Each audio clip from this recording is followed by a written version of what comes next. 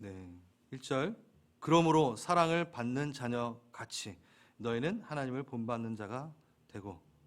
그냥 지나가듯 허투루 읽지 말고 잘 집중해서 읽어오면 정말 묵상할 내용들이 너무나 많은 것 같아요. 먼저 우리는 주님의 자녀가 되고 나서 좀 시간이 흐르고 나면 그 사랑에, 그 감동에 조금 익숙해져서 좀 적당히 믿다가 가면 되겠지 라는 생각을 하기도 합니다. 그렇게 생각을 하려고 그렇게 하는 건 아니지만 그렇게 가더라고요. 믿지 않는 이들에 비해 좀 더 괜찮은 사람으로만 좀 살고 가도 충분하지 않을까. 근데 이건 우리의 기준이고 하나님의 기준은 다릅니다. 자신을 본받길 원하십니다. 마음, 생각, 행실 다 담기를 바라십니다. 너무 부족하고 한계가 있어요. 어떻게 제가 하나님을 닮아요? 여러분, 그건 겸손이 아니라 직무유기입니다. 하나님은 절대 포기하지 않으십니다. 그러면서 우리 하나님을 본받는 자의 모습에 대해서 아래에 구절들이 쭉 이어져서 나와요. 근데 오늘은 6절부터 좀 먼저 볼게요. 6절, 6절에서 8절. 누구든지 헛된 말로 너희를 속이지 못하게 하라. 우리가 저번 주 이 혀에 대해서 다뤘었죠, 그렇죠? 이로 말미암아 하나님의 진노가 불순종의 아들들에게 임하나니. 네. 그러므로 그들과 함께하는 자가 되지 말라. 너희가 전에는 어둠이더니 이젠 빛이라. 빛의 자녀처럼 행하라. 보통 이 구절을 우리가 해석을 하고 적용을 할 때 그들과 함께하는 자가 되지 말라. 그래서 믿는 자와 친하게 지내지 말라. 믿지 않는 자와 친하게 지내지 말라. 불신자와 결혼하지 말라. 사업을 하되 믿지 않는 자와는 동업하지 말라. 뭐 이런 식으로 적용을 하기도 했었죠. 하죠. 일부분 이게 왜 그렇게 하는지도 또 이해가 가돼요. 그래서 이 구절과 함께 이 고린도후서 6장 14절 15절 너희는 믿지 않는 자와 멍에를 함께 매지 말라. 의와 불법이 어찌 함께하며 빛과 어둠이 어찌 사귀뇨. 지금 에베소서 6장 8장과 동일하죠. 빛과 어둠이 같이 있을 수 없어. 그러니까 멍에를 같이 매지 마. 믿지 않는 자와 함께하지 마라. 이렇게 얘기나요. 표면적으로 이렇게 적용하는 것이 다 틀리다 할 수는 없습니다. 하지만 성경의 앞뒤 문맥과 또 성경 전체의 의도에 따른다면 너무 쉽게 우리가 그렇게 적용을 해버리면 위험할 수 있겠죠, 당연히. 그렇죠? 그래서 오늘 그걸 조금 다룰 텐데요.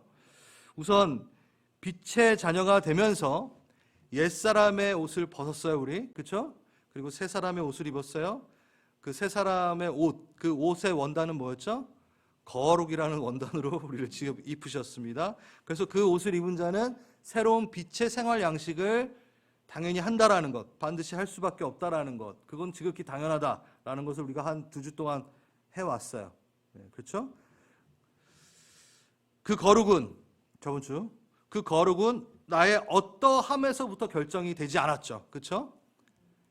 선택하시니 그래서 관계성이 먼저라고 말씀을 드렸어요. 거룩이라는 게 구별됨보다 관계가 있기 때문에 선택하기로 작정하셨고 이제 그분이 구별을 시키신 거죠.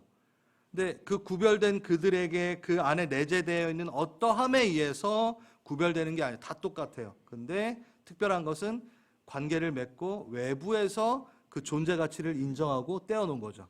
그래서 항상 나는 내 안에서 나의 존재 가치를 확인하려고 할 필요 없어. 누구? 하나님이 명하시고 하나님이 내게 부르신 그 이름이 내 진짜 이름이야. 그게 바로 외부에서 온 그 거룩성이 나에게 닿는 거죠. 할렐루야. 그래서 우린 거룩한 자입니다. 저번 주 거 하고 있어요. 하지만 안타깝게도 거룩하지 않는 행동, 거룩함에 위배되는 행동들을 하기도 하죠. 그렇죠? 안타까워요. 그런데 거룩하지 않은 건 아니라는 거죠. 그래요. 저번 주 걸 또 할 수는 없으니까. 그러면서 제가 오늘은 이 성경에 나오는 영적 상태에 대한 세 가지 부분을 예를 들어서 오늘 말하려고 하는 이 주제를 좀 가져가려고 합니다. 성경에는요, 우리 인간에게 영적 상태에 세 가지로 분류를 합니다. 그게 뭘까요, 여러분? 구약에 나오고 레위기에 나오는 건데, PPT? 네. 뭘까요? 답을 알려드렸는데, 시작. 맞아요. 성경은요, 우리의 영적 상태에 대해서 이 세 가지로 분류를 합니다. 좀 구체적으로 말한다면 구약에서는 이렇게 세 가지로 분류를 하고요. 우리 신약 예수 그리스도의 그 십자가의 사건 이후에는 어떻게 두 가지의 영적 상태로 분류를 합니다. 예수 안에 있는 자와 예수 밖에 있는 자. 그거를 구약의 단어로 좀 옮긴다면 예수 안에 있는 자는 뭘까요? 거룩한 영적 상태. 그 다음에 예수 밖에 있는 자는 부정한 상태. 제가 나가기 전에 먼저 이렇게 팍팍팍 나가시네요. 제가 따라가야 돼요. 네, 괜찮아요.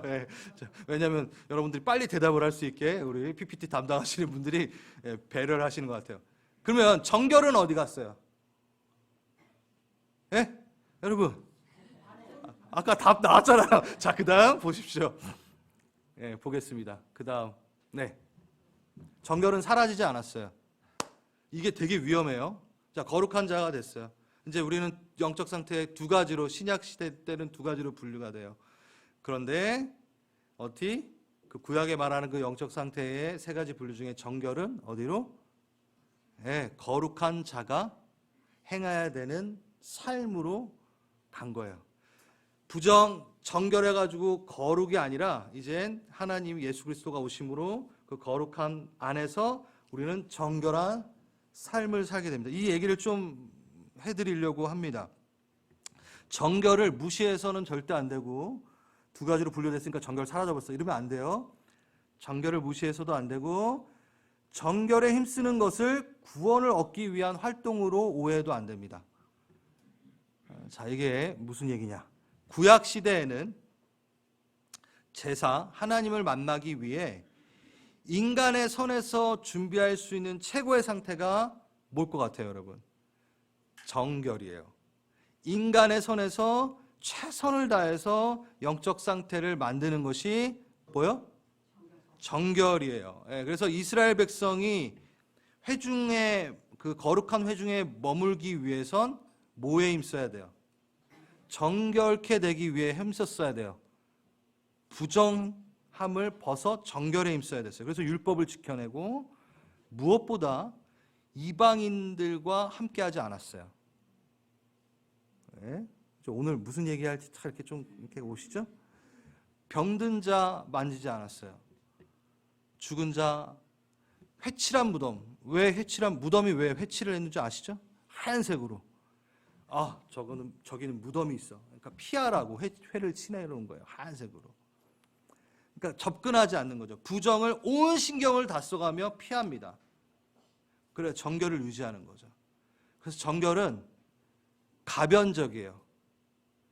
정결은 일정한 조건에 의해서 변하는 성질이 있어요. 부정이 닿으면 어떻게 해요? 정결이 부정해져 버리는 거죠. 아슬아슬하게 유지하는 것과 같아요. 정결은 부정이 닿으면 바로 부정해 버리기 때문에. 정결과 거룩도 마찬가지입니다. 정결은 가변적이에요. 일정한 조건에 의해서 변하는 성질이 있어요. 뭐가 오면, 거룩이 오면 어떻게 돼요? 이제 거룩해져요. 이제는 더 다시 되시죠? 거룩이 닿으면 정결해집니다. 거룩은 근데 오직 하나님에게로부터만 옵니다. 내가 준비할 수 있는 건 어디까지? 정결이에요. 내가 거룩을 준비할 수 있나요? 내가 거룩해질 수 있나요? 못한다라는 거야. 안 괜찮죠? 우리 할 수 있어요. 히브리서 할 때 다 했어요, 여러분. 이거 정결함으로 나아가는 거. 근데 거룩은 우리가 못해요. 하나님의 영역이에요. 결코 인간이 다룰 수 없고 만들어낼 수 없습니다. 그래서 우리가 거룩을 찬양하는 거예요. 거룩하다. 그걸 찬양하는 게 바로 우리가 만들어낼 수 없기 때문에. 좀 더 풀어서 얘기하자면 세상의 상태는 부정과 정결의 상태밖에 담아낼 수 없죠. 자, 그래서 이스라엘 백성들은 하나님의 임재, 거룩의 터치가 있었을 때 마냥 좋았을까요? 답을 벌써 말했어요. 마냥 좋았을까요? 안 좋았어요. 왜냐하면 부정함을 입은 상태로 거룩이 오면 어떻게 되죠? 죽어버려요. 그러니까 정결이 준비되어 있지 않고 부정함의 가운데 있을 때 하나님이 갑자기 임재하셔서 난 죽는 거예요. 그렇죠? 우리는 근데 하나님의 임재하면 막 찬양할 때 너무 좋아하잖아요. 여러분 불안한가요? 아니에요. 우리는 십자가의 사건으로 인해서 완전히 달라져 버린 거죠. 예, 그게 지금 틀린 거예요. 근데 어떻게? 구약의 시대 때는 정결 되게 불안하게 아슬아슬하게 정결 이렇게 신경 쓰고 있었다라는 거예요. 부정을 피하고 막 부정이 오면은 막 도망 다니고 거룩은 조금 부담스럽고 아이고 죽을 수도 있으니까 막 그게 이들의 신앙이었어요. 예. 그런데 우리는 하나님 임재하면 막 너무 좋죠. 막. 예. 절대 막 불안함이 없죠. 긴장감이 없어요. 왜? 예수 그리스도 때문에. 놀라운 일입니다, 여러분. 예수 그리스도 때문에 하나님의 임재가 결코 부담스럽지 않아요. 두렵지 않아요. 예수 그리스도로 인해. 온 인류, 온 우주에 미친 그 사건, 모든 자에게 미쳐진 그 영생의 사건, 십자가의 사건, 찬양하지 않을 수 없습니다. 자, 우선 이 부분을 제가 그 뒤에 부분을 얘기하기 위해서 이거를 먼저 할 수밖에 없는 게 우선 예수님은 부정을 피하셨나요? 안 피하셨나요? 절대 안 피하셨어요. 부정을 전혀 피하지 않으십니다. 오히려 중풍병자, 혈루병 여인, 귀신 들린 자 막 찾아가셔서 막 만지세요. 다른 사람들은 막 피하고 부정을 피했는데 살리세요. 죽은 나사로도 막 살리세요. 네. 창기, 세리, 상한 모든 심령들 찾아가 만지십니다. 예수님의 손이 닿자 오히려 부정이 정결로 바뀌어져요. 희한하네. 원래 거룩이 부정을 손에 닿으면 그건 어떻게 돼야 돼요? 죽어야 돼요. 네. 죽은 나사로가 한 번 죽었는데 두 번 죽었어야 돼요. 한 번 더 만지시면. 아무튼 거룩이 손을 닿았는데 오히려 부정이 죽지 않고 정결로 나오고, 네. 그 거룩이신 그분이 부정을 피하지 않으시고, 정말 놀라운 거죠. 예수님은 이 땅에 오셔서 거룩을 전염시키셨습니다. 그게 예수의 사명이었고 예수 그리스도 안에 있는 자는 동일하게 뭘 전염시키는 거예요?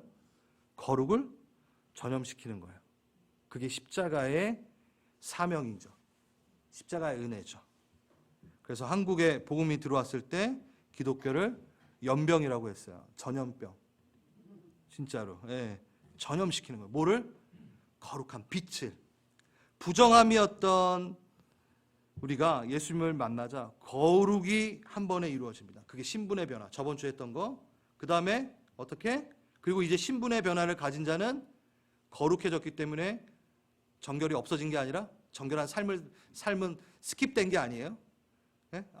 야 끝났어. 이제 거룩해졌어. 그러니까 뭐라 그러죠? 그거 이제 내 거 됐으니까 이제 신경 안 쓰는 거죠. 그게 아니라 정결한 삶을 살기 시작하는 거죠. 그래서 정결이 뒤에 붙는 거예요. 정결한 삶, 거룩한 삶. 그걸 뭐라 그래요? 수준의 변화. 수준의 변화. 신분의 변화, 그리고 이제 우리의 수준의 변화. 정결한 삶을 살아가는 것. 너희가 전에는 어둠이더니 이제는 주 안에서 빛이라. 빛의 자녀들처럼 행하라. 이게 그거예요. 예. 그래서 그것이 거룩을, 하나님의 임재를 전염시키는 삶으로 나아가는 거죠. 그런데 여전히 구약적 사고, 부정, 정결, 거룩 이 이해를 잘못하고 있는 사람들, 잘못하고 있는 그룹들은 어떻게 행동을 할까요? 부정을 여전히 무서워서 피하겠죠. 그리고 어떤 그룹 안에 부정이 딱 있으면 빨리빨리 잘라버리려고만 하겠죠. 거룩성을 유지하려고 착각하는 거죠. 그게 바로 제세례파나 아미시 공동체나 메노나이트나 그분들이 다 잘못됐다는 게 아니라 거룩을 잘못 이해하고 있는 거예요. 피하면 돼. 도망 나오면 돼. 산 위로 올라가면 돼. 수도원 사상. 떨어지면 돼. 그래서 나는 거룩을 유지할 거야. 현대 문명 모든 문화 자체에 속된 것을 세상 부정으로 여기고 말과 마차를 타고 다니므로 신앙을 지켜내려고 하고, 정부의 혜택받지 않고 전기를 사용하지 않으므로 우리는 세상에 속하지 않았다는 걸 표시하고. 자, 뭐 이걸 제가 이렇게 설교를 하기 위해서 간단하게 얘기해서 그렇지, 제가 그 모든 어떠한 것들을 다 부인하고 나쁘다라고 말하고 싶지 않지만 이 거룩에 대한 부분에서 얘기하는 거예요. 단절된 삶을 통해 거룩을 지킬 수 있다라는 착각. 우리는 거룩을 전염시켜야 되는 자인데 부정을 피하고 다니는 거죠. 공동체 안에 거룩을 지키기 위한 규정에서 벗어나면 문제가 발생되면 빨리빨리 막 잘라내는 모습. 만약 이것이 거룩을 위한 활동의 전부라면 아마 저부터 여기서 나가야 될 거예요. 여러분은 어떠실까요? 말씀대로 못 사니 다 나가! 아무도 교회 올 수 없겠죠. 물론 일시적으로는 되게 깔끔하고 정결한 것처럼 보여요. 문제가 생기면 다 잘라내버리면 되니까. 더러워지면 씻지 않고 잘라버리면 되잖아요. 되게 깨끗하잖아요. 하지만 그 단절은 스스로 고립되어지고 그 안에서 썩게 됩니다. 이게 또 왜 문제가 되냐? 아무도 거룩을 접하지 못한 채 구별돼서 따로 놀기 때문에 거룩을 접하지 못해요. 누가? 믿지 않는 자들이. 삶에서 이 세상에서 거룩을 찾아볼 수 없는 거예요. 다 산 위로 올라가 버리니까. 그러니까 이들을 통해서는 주님을 볼 수 없다는 거예요. 거룩을 경험할 수 없다는 거죠. 그래서 이런 말이 있습니다. 내 눈으로 아무리 하나님을 본다고 고백하여도 다른 사람들이 나를 통해 하나님을 보지 못한다면 그 하나님은 세상에 아무 영향도 못 끼치는 나만 볼 수 있는 집안에 모셔놓은 우상일 뿐이다. 그러니까 하나님을 우상으로밖에 만들어 놓지 않는 격이 된다는 거예요. 예수님은 이것을 정결한 삶, 거룩한 삶 산다 하지 않으십니다. 그래서 어떻게? 와 보라! 와서 보라! 이렇게 하신 거예요. 그래서 제사장적 삶 이렇게 다 됐고 주님께로 데리고 가는 우리, 그게 되길 원하는 거예요. 그리고 가서 외치라! 이렇게 계속 만나는 거죠. 누구든지 우리 공동체에 올 수 있다라는 겁니다. 실패하고 연약하고 절뚝이며 와도 판단받는 게 아니라 위로와 격려와 힘을 얻는. 자, 가끔 이렇게 교회를 다니셨다가 교회를 떠난 분들 중에 나와, 괜찮아, 와. 그러면 내가 아직 갈 때가 아닌 것 같아. 무슨 소리인지 모르겠어요. 그게 그럴수록 와야 되잖아요. 내가 요즘에 하나님을 너무 떠나 있어가지고 미안해서 못 가겠어. 이게 이거예요. 그러니까 깨끗해야지 온다고 생각을 하는 거죠. 그게 잘못된 거예요. 여러분 목욕탕에 누가 가나요? 목욕탕에 때가 많은 사람들이 가잖아요. 때를 밀기 위해 가죠. 똑같습니다. 교회도 의인을 부르신 게 아니에요. 죄인이 오는 거예요. 죄인이 죄를 해결하기 오는 거예요. 물론 새 신자가 좀 더 많아야겠죠. 이렇게 새 신자 말고 새 신사. 예. 가서 외치라. 제가 농담한 건데 죄송합니다. 아무도 이걸 이해를 못하시고 가서 외치라. 확장되어서는 뭘까요? 세상을 두려워하여 피하는 것이 아니라 부정함에 전염되고 함몰되는 것이 아닌 오히려 거룩을 침투시키는 자. 킹덤 컴. 예수가 침투하시는 이 나라 가운데 이 땅에 오사. 왜 오셨어요? 이 땅을 빛으로 물들이게 하시기 위해서. 그래서 그렇다면 우리 다시 한번 읽어볼게요. 그러므로 그들과 함께하는 자가 되지 말라. 이제는 주 안에서 빛이라 빛의 자녀들처럼 행하라. 이게 만지도 말고 말도 걸지 말고 믿지 않는 자랑은 결혼도 하지 말고 막 이 말이 아니라는 거죠. 자, 하지만 그렇다고 세상 가치관 무분별하게 수용하며 타협하며 살라는 얘기는 더더욱 아닙니다. 마태복음 10장 16절 같이 읽어보겠습니다. 시작.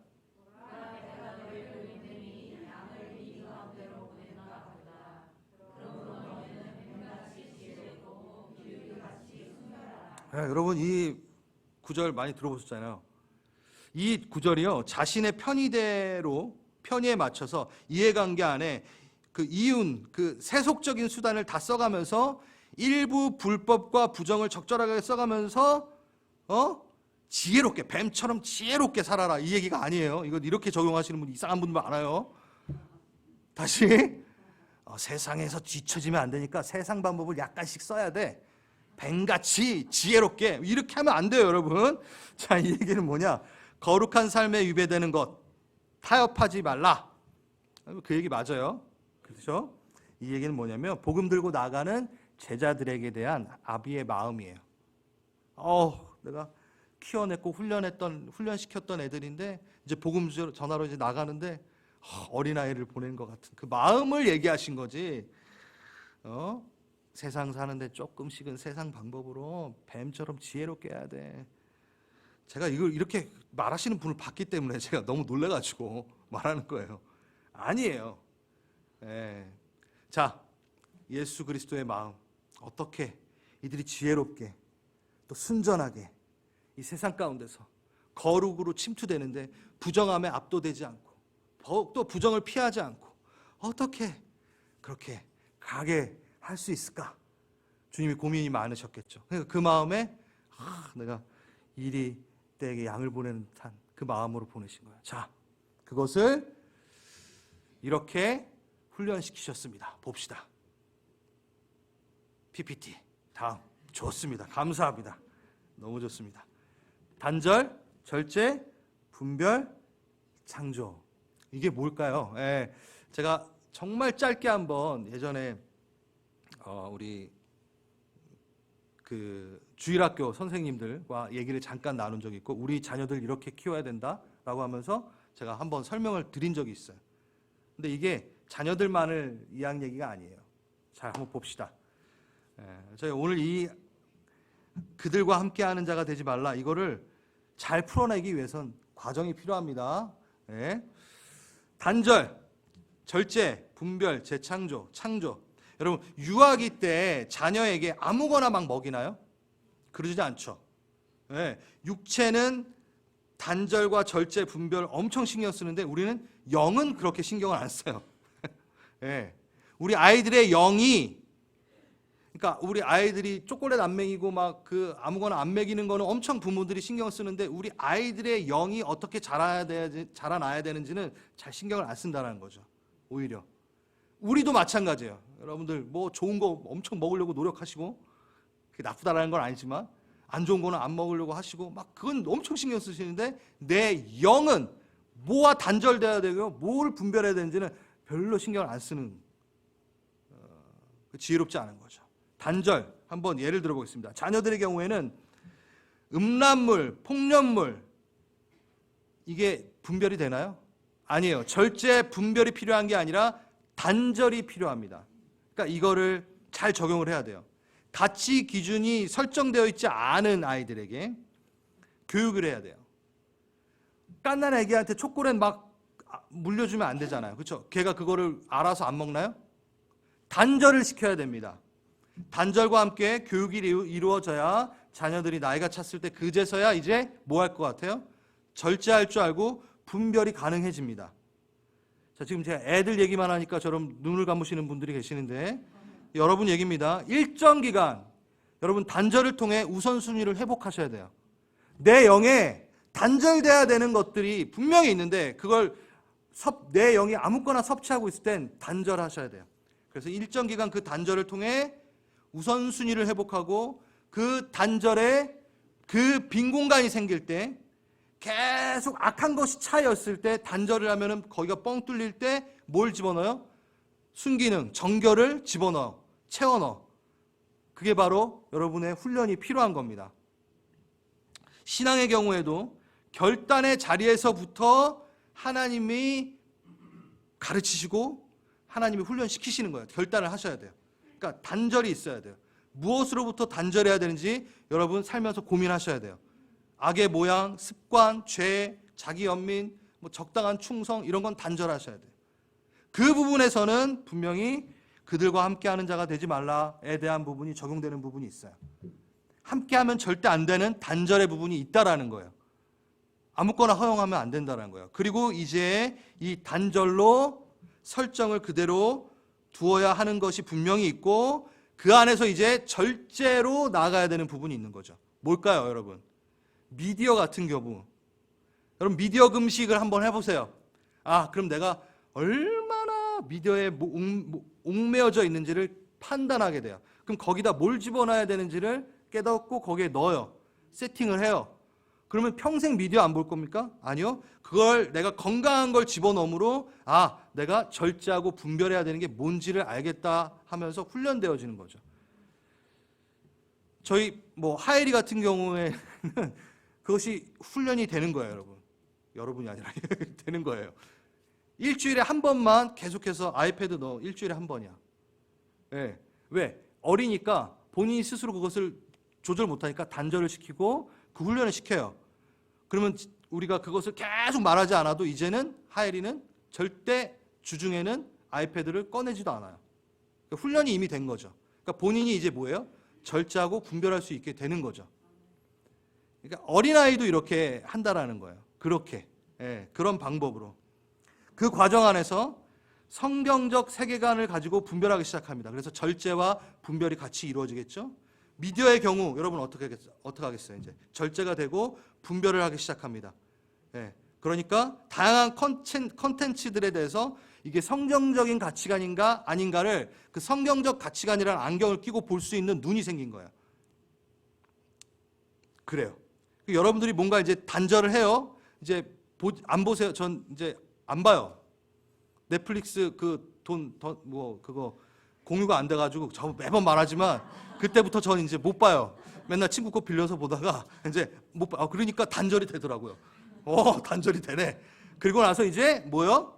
성경적 가치관이 자라나면은 뭐를 보더라도 이제는 그것에 말려들지 않고 저것은 인본주의고 저건 물질주의고 저건 오컬트주의네. 이걸 판단하고 본다는 거예요. 아멘. 그러니까 우리 아이들도 어렸을 때 아무거나 막 보여주는 게 아니라 단절을 하고 가르치고 훨씬 더 좋은 것들을 먹이고 영적으로 먹이고 그러면서 그가 판단하고 이거는 나쁜 거야 라고 말할 수 있는 그 단계, 이것들이 다 조화를 이루는 거예요. 이해하시겠죠? 그래서 수용하고 재해석하고 거절하고 단절하고 이거를 스스로 분별하여 결정해 나가는 것. 여기 제가 술 얘기도 했는데 이건 나중에 할게요. 시간이 너무 많이 갈 것 같아서. 그 다음 창조예요. 뭐예요 이게? 단절, 절제, 분별을 거쳤을 때 이루어질 수 있는 부분입니다. 이게 없는데 갑자기 창조가 일어나진 않아요. 이제는 세상의 풍조에 압도되는 것이 아니라 거룩으로 이제 침투하여 창조해내는 거예요. 그 악한 영역에 새롭게 하나님의 순기능으로 바꿔버리는 거예요. 악한 문화를 선한 문화로 바꿔버리는 거예요. 그래서 그 악한 것을 다시 되찾아 찬양으로 올려드리는 거예요. 이게 바로 새로운 창조를 만든다라는 거예요. 자, 좀 여러분 많이 헷갈릴 수 있는데 이거 셀에서 한번 이 영역은 우리가 지금 어떻게 해야 될까? 나는 어떻게 해야 될까? 우리 아이들은 어떻게 해야 될까? 정말 재밌는 얘기들이 많이 나오고 많은 아이디어가 나올 수 있어요. 그 중에 하나, 제가 할로윈, 할렐루야 윈, 할렐루야 나잇 이 얘기를 한다고 했잖아요. 이게 뭘까요, 여러분? 원래 할렐루야 나잇 그날 10월 마지막 날은 종교 개혁의 날이에요. 근데 할로윈이 돼버렸죠? 그럼 이거에 대해서 여러분은 어떻게 하시나요? 부모로서 커스텀을 입히느냐 마느냐 그리고 학교를 보내느냐 마느냐 이런 고민들 막 하시잖아요. 그렇죠? 이런 게 다 속해져 있는 거예요. 자랑이 아니라 저는 이제 훈련을 했을 때 우리 하엘이에게 계속 가르쳐요. 할로윈이 뭔지, 이게 뭐가 나쁜 건지. 그럼 너가 옷을 입을래 안 입을래에 대한 부분이 맨 처음에 결정을 못할 때 단절을 시켰어요. 이거 하나님이 원하시는 건 아닌 것 같아. 어떻게 생각해? 우리 하나님을 더 사랑하는 하엘이가 이제는 뭐예요? 결정해요. 지금 이제 2학년인데 스스로 결정해요. 그래서 나는 하나님이 좋아하지 않는 그 행사에는 안 갈 거야 라고 이제는 단절 이후에 분별이 돼버렸어요. 벌써. 그럼 뭐가 있어요? 할렐루야 나잇이 있어 이렇게 더 즐거운 할렐루야 나잇이 있어 하면서 이제 하는 거죠. 그게 뭐예요? 창조. 우리가 창조한 거예요. 할렐루야 나잇은. 이것을 없애고 하나님을 찬양으로 덮는 거죠. 예. 지금 하나의 예를 드린 거예요. 그렇게 우리는 이 세상을 살아나가는 거죠. 무서워서 피하는 게 아니라 재창조하여 다시 거룩으로 그것을 되찾아오는. 성탄절이 이제 앞으로 옵니다. 성탄절에 대한 논란, 아주 오래된 논란. 예. 여러분 12월 25일이 정말 예수님 생일 맞나요? 아니잖아요. 원래는 우선 예수님이 탄생하신 날은 겨울이 아니에요. 왜냐하면 천사들이 목자들에게 알리는데 그때 들판에 나가서 가축의 풀을 뜯어먹이고 있는 목자들이 겨울에 뜯어먹이나요? 아니에요. 그게 다 3월 말 아니면 10월 안에 이루어지는 목자들이 들판에 있는 거예요. 그러니까 아무튼 겨울은 아니에요. 자, 12월 25일 이교도들의 태양신을 기리는 겨울 축제. 여러분 그러면 크리스마스 행사를 아예 하지 말까요? 자, 이게 바로 단절, 절제, 분별, 재창조라는 거에 안에 들어있다는 거예요. 우리는 이제 예수 오심에 대한 진정한 의미를 찾으려고 그 날을 택하여 우리가 함께 좋잖아요. 연말 딱 되기 전에 예수님. 그래서 저도 이번 한 달 예수님 오시는 거 그 날에 맞춰서 예수님 얼마나 살아있는지 좀 점검할래. 이게 된다라는 거죠. 산타. 이것도 훈련이 됐어요. 저희 딸은. 산타 거짓말 안 해. 왜 거짓말을 저는 가르치는지 이해가 안 돼. 산타가 없는데 왜 있다고 말을 하는지 이해가 안 돼. 그건 비진리를 문화잖아요. 아니요. 문화면 어떻게 해야 하냐면 제가 흥분하면 안 되는데. 문화더라도 어떻게 할까요? 이게 성 니콜라스가 선행을 베풀었던 거를 이렇게 해가지고 그거를 기리기 위해서 이렇게 변해가지고 산타가 나온 거야. 이거 설명해 주면 되잖아요. 그래서 나눔이 더 중요한 거야. 이거를 하기 위해서 산타가 있는 거야. 근데 제 커스텀 입고 있는 아저씨야. 얘기해 주면 되잖아요. 그래서 즐기는 거예요. 넌 어떻게 즐길래? 산타가 있어가 아니라 산타처럼 누군가에게 내 것을 나눠주는으로 즐기는 거예요. 산타를. 산타 사탄 막 또 이러지 말고. 그러니까 분별하고 절제하고 하는 거예요. 트리는 뭔가요? 트리는 또 이게 이거 말 많아요. 또 그래서 그걸 기리는 거고 사탄 이런 건데 그러지 마세요. 트리 뭘까요? 요즘에는 성탄목이라고 해가지고 이런 것도 있더라고요. 그렇게까지는 안 하겠지만 그래서 에덴 동산의 나무기 때문에 거기에 사과를 달고 촛불을 달고 그래요. 한번 쳐보세요. 성탄목 하면은 그래요. 그런 게 있어요. 그렇게 해서 재창조해도 돼요. 근데 그건 괜찮아요. 또 그런 장식 달 때 어떻게 해요? 저희 집에 틀이 있어요. 장식 달 때 어떻게 해요? 별을 딱 꼽으면서 위대한 하나님 예수 그리스도 이거 설명하는 거잖아요. 다 할 수 있어요. 제가 지금 무슨 얘기를 하는 거냐? 십자가도 얘기를 하려다가 시간이 가기 때문에 다 못하겠는데 여러분 이렇게 십자가도 얘기하겠네. 너를 위해 새긴 우상을 만들지 말라. 어떤 형상도 만들지 말라. 맞아요. 근데 예수님 자체가 하나님의 형상으로 오셨다라고 성경은 얘기하고 있어요. 기독교는 보이는 예수 그리스도를 통해 보이지 않는 하나님을 묘사해낸 게 기독교입니다. 그러니까 예수가 형상이에요. 이미. 그러니까 형상하면서 막 다 두려워 떨지도 마시라는 거예요. 인카네이션 자체가 하나님의 형상이 오신 거예요. 이거를 강조하는 그게 어떻게 시작이 됐냐면 제7일 안식교랑 하나님의 교회 이단이 집중적으로 강조해요. 왜? 기존 기성교회를 불신하도록 조장하기 위해서 그것이 우상이다 막 하면서 그것들이 시작이 됐어요, 여러분.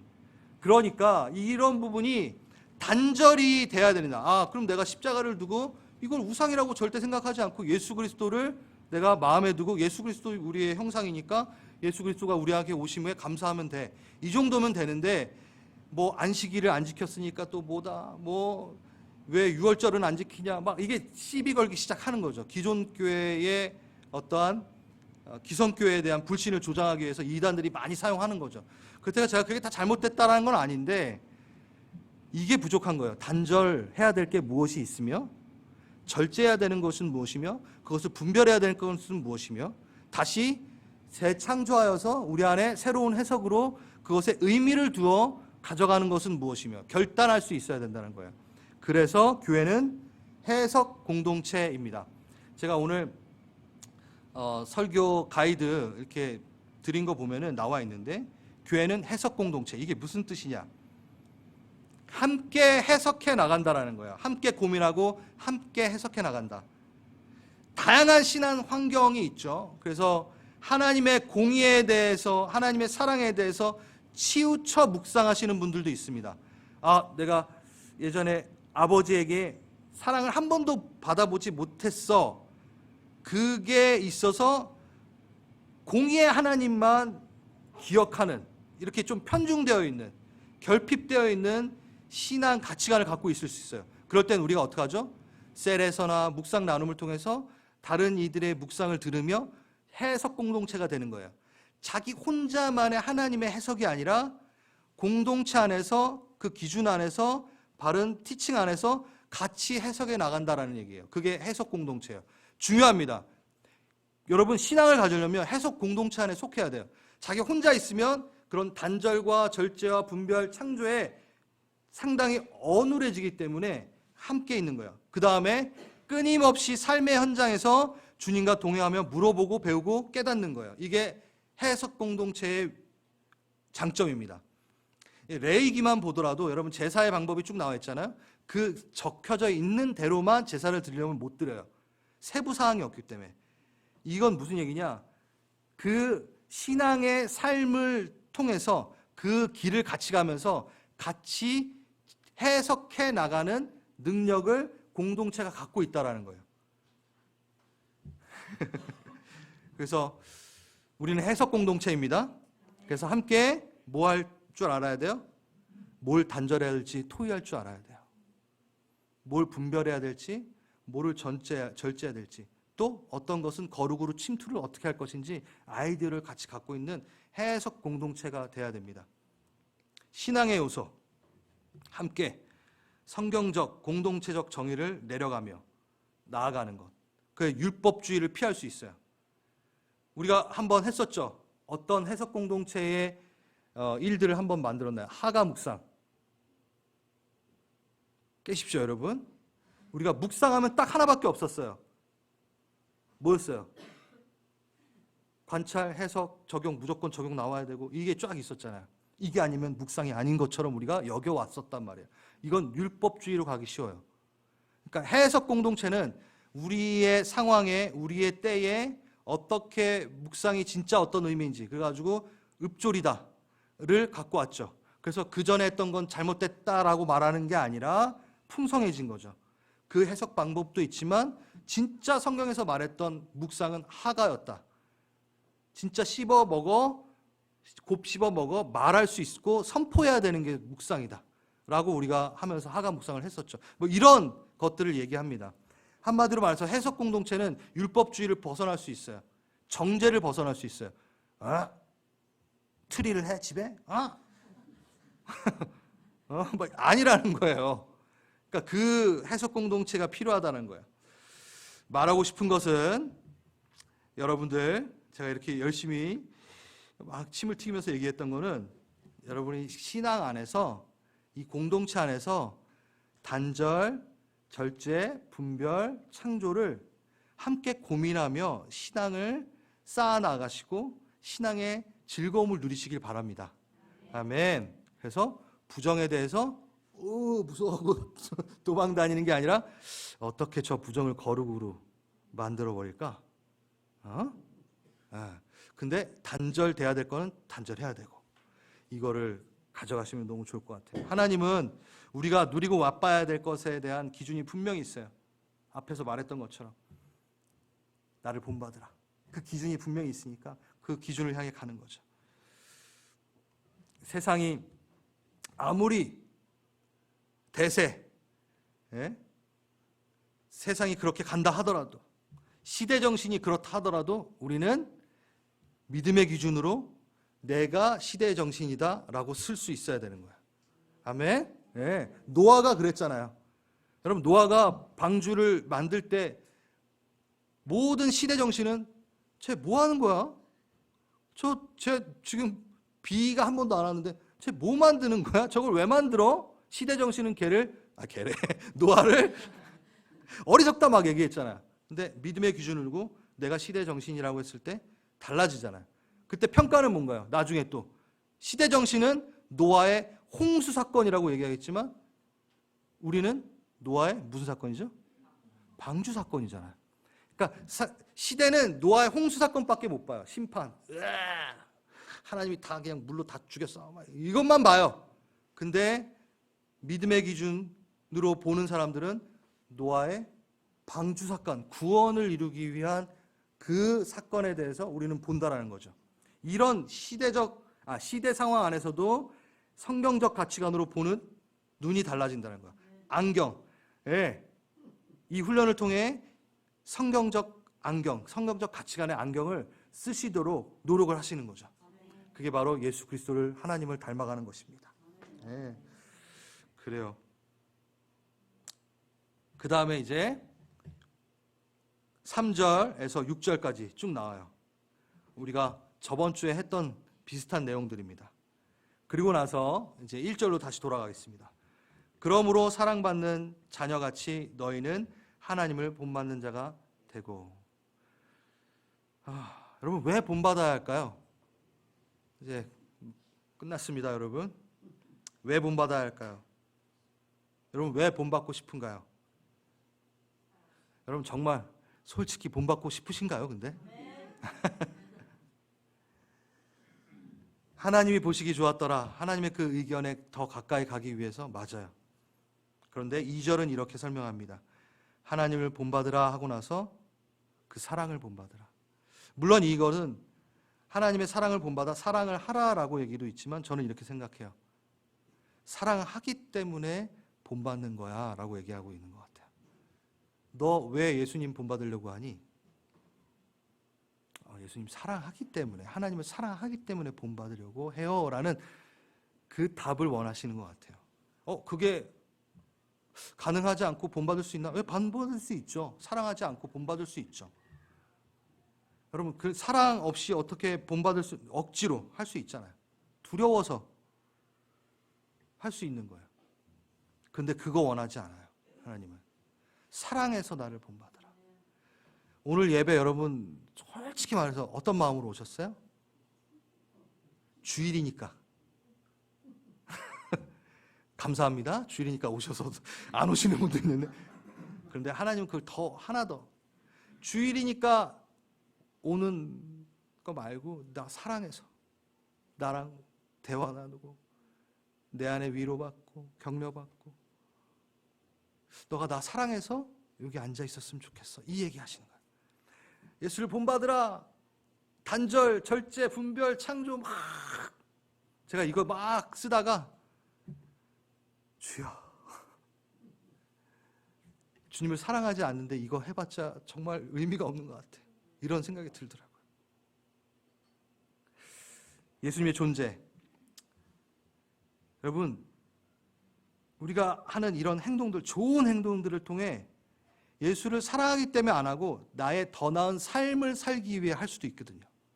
단절, 절제, 분별, 이거 나 더 나은 삶을 위해 할 수 있다는 거죠. 근데 그 이전에 예수를 사랑하기 때문에 하기 시작해야 된다는 거죠. 정말 예수님 여러분 정말 예수님 사랑하십니까? 우리의 기도 중에 예수님 더 사랑해 주세요라는 기도가 요즘에 있나요? 우리 안에 있나요? 그걸 한번 점검해 봅시다. 예수님의 존재. 한 해를 돌아보며, 제가 오늘 예배 전에 이 말씀을 드렸어요. 한 해를 돌아보며 쫙 돌아보는데 예수님 내가 작년보다 더 사랑하였나? 더 대화 많이 나눴나? 점검하게 되더라고요. 존 파이프 목사님이 이런 말을 했어요. 목회의 가장 큰 적은 목회다. 이게 무슨 얘기냐? 목회의 가장 큰 적은 목회다. 목회 되게 좋은 거잖아요. 하나님의 일이잖아요. 근데 그게 나의 가장 큰 적이 될 수 있다는 거예요. 하나님 사랑하지 않고 예수님 사랑하지 않고 목회할 수 있으니까. 여러분 가정, 하나님의 가정으로 만들어 드리고 싶고 그런 마음이 있죠? 근데 여러분 가정이 여러분의 가장 큰 적이 될 수 있어요. 우선순위. 내 가정이 행복해지기 위해서 예수님 선택하는 것들. 예수님 와가지고 풍요롭게 해주세요. 그러니까 가정이 나의 가장 큰 적이 될 수 있다. 여러분 적용해 볼 수 있는 거죠. 아무리 선한 것이라도 하나님보다 앞에 서 있는 것은 우상이 될 수 있고 적이 될 수 있는 거예요. 이 예배마저도 그냥 주일이니까 왔어가 돼버리면 그건 우상이 돼버리는 거예요. 예수를 사랑하기 때문에 우리는 앞에 했던 제가 침튀면서 말했던 그것들을 해야 되는 거죠. 그러길 원하십니까? 그걸 한번 점검해 보겠습니까? 자, 우리 12월 이제 한 달 남았는데 저와 함께 같이 한번 가보실 분. 예수님, 내가 요 한 달 동안 예수님, 아침에 일어나서 예수님, 자기 전에 예수님, 계속 예수님 외치며 예수님을 내가 사랑하기를, 더 사랑하기를 기도하고 주님 더 사랑하려고 한번 내 마음을 한번 일구어보고 그렇게 한 달 동안 나눔도 좋고 삶을 정리해도 좋고 괜찮아요. 한 2023년 어떻게 정리해야 될지 다 좋아요. 근데 예수님을 더 사랑했는지에 대해서 한번 점검해 봅시다. 네, 그러길 원하시는 분은 함께 일어나도 될까요? 네.